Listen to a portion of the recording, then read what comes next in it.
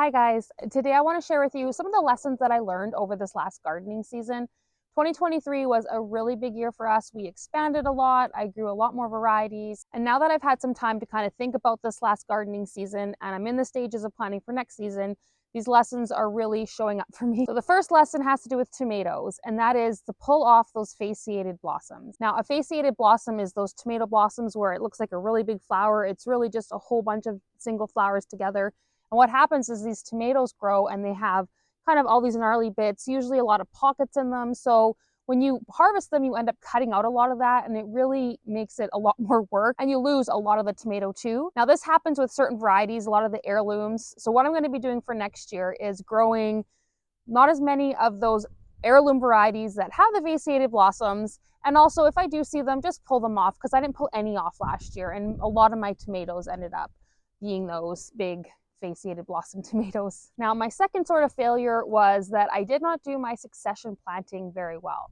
So succession planting is when you kind of plant something and then a couple of weeks later plant the same thing again. And then that way, when it comes to harvesting, you can kind of have gradual harvests. So I'm going to be doing this way better with my carrots next year, because I have a hard time pulling up carrots thinking, oh, they can get bigger and grow bigger. But if I know I have more carrots coming down the line in the next week or two, I'm going to be able to harvest those carrots a lot more. And the same goes for like lettuce and radishes and a lot of those quick growing crops where the turnover can be quite quick. For example, say you have a big, 4x4 section you want to plant some spinach in, maybe only plant half of it, and then even just a week later plant another half, just in order to get that harvest a little bit more easier for you, so you're not overwhelmed with a whole bunch of stuff and then have nothing. And my last sort of failure is sweet corn. What I learned was that sweet corn matures very quickly. The corn grew really well. We picked it, we had a couple of good dinners with it, but then I didn't pick it for, I think, a week thinking it'd be fine. And when we went to have it the next time, it was gummy. And what I've learned now is it was way overripe. So again, I'm not sure how much succession planting I can do with the sweet corn. It doesn't grow super well for us here, but I'm going to maybe try to pick and harvest it and maybe do some canning with it next year so I don't just lose it all. I mean, I did feed it to my chickens, but still, it would have been nice to be able to enjoy a little more of that. The other thing I did do was leave a bunch of it on the stalk and just let it mature and use. So I'm going to see if I can use it for some seeds for next year. Of course, there's more failures in there, but those were just the three that stood out for me. So let's move on to the successes, what went really well this year. And while we don't learn as much from our successes, they still do teach us a lot. And they also kind of give us that encouragement to move forward and keep trying new things. One of my first big successes this year was kind of eating what we grew. And this has to do with my squash. We're not a big, huge squash family. We don't eat a lot of it, but again, they're kind of really easy to grow up here. They're great for storage and really healthy for you. So I'm trying to incorporate them more. So we had a pretty successful squash harvest this year. I did a whole video on it, and we've been really enjoying it. They're still storing really well. The moonshine spaghetti squash has been delicious. I actually gave some to my sister and they enjoyed it too.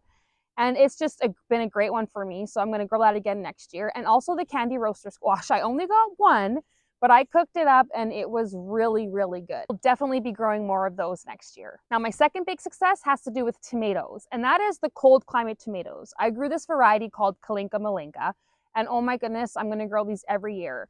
I did not stake them like I should have, so they sprawled over, but they would only get about 2-3 feet, but just loaded with perfectly little nice round tomatoes. They were super early to be producing and be ripe, and also just really prolific. So many tomatoes off of one plant.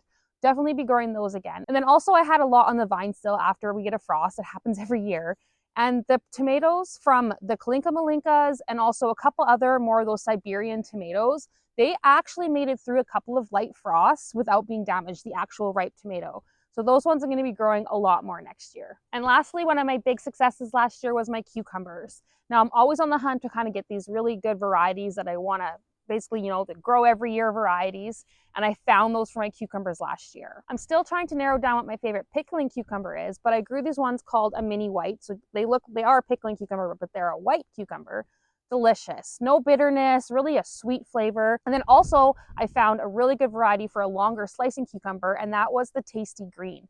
I believe they are a Japanese cucumber, but they're pretty much just like a long English cucumber that you slice up. And again, they were super prolific, grew super, super well, and just another really good, fresh, no bitterness at all tasting cucumber. Again, I had lots of other successes in the garden, but those were just the ones that really stood out for me. Now was a really great time to kind of reflect on your last year and what went well for you and kind of what didn't, so that you can go ahead when you start planning here right away. We're kind of in the midst of it. you'll be able to know how to take that next step forward in your garden for the 2024 season. And I'd love to hear what successes and failures you had in your garden last year, because of course we all can learn from each other. So go ahead and leave those in the comments below. Thank you so much for watching. We'll see you next time. Bye.